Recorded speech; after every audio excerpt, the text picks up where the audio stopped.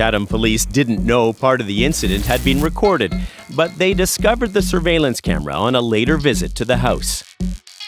By then, Jake and his dad had hired defense lawyer David Sander, who watched the video and compared it to the police reports filed from that night. So I take a look at that and I say, where is this leading me in my head? Something is getting covered up.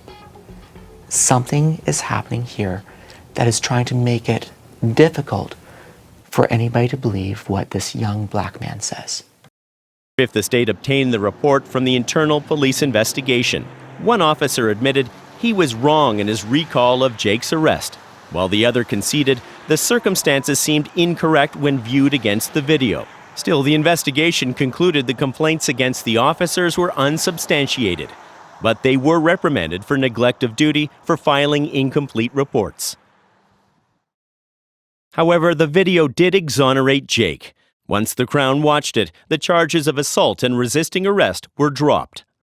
If it had been the credibility of Jake versus the credibility of the police, in the absence of the video, what would have happened? That would have been a very difficult case for a defense lawyer to try.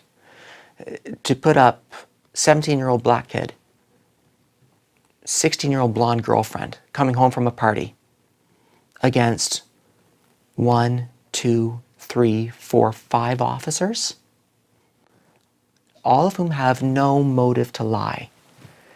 Who has a motive to lie? The person that's accused. Jake knows it was a fluke. He was saved from a conviction thanks to that well-placed surveillance camera. That's why he feels Chatham police should be required to wear body cameras.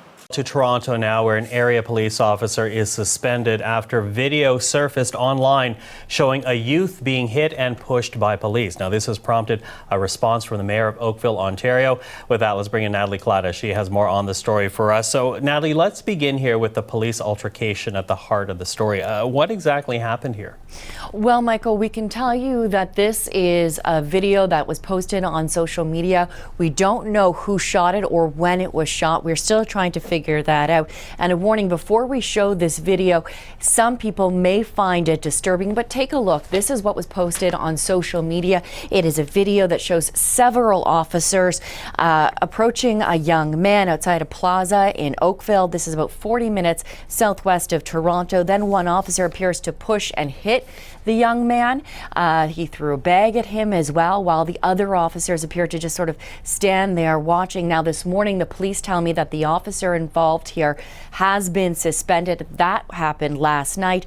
In a statement, the police department says that the Halton Regional Police Service is aware of a video circulating on social media depicting an altercation between our officers and an individual in Oakville. We recognize this video raises a number of questions, and of course, we are still waiting to hear some of those answers, Michael, and we are now starting to hear a lot of reaction from the community as well. Yeah, and as we said right off top, the mayor of Oakville as well. So let's begin with that reaction. What are you hearing so far? Well, this video has been viewed, Michael, 300,000 times on Instagram, nearly 300,000 times. The police chief is speaking out as well. Take a look what he said on Twitter. He said, "Thank you to all of those who have voiced concerns about this video, as do I. Professional standards investigators have already been assigned." Now, the mayor has also spoken about this. I asked him a little while ago, given the current climate, is defunding the police something he's thinking about? Have a listen to what he had to say.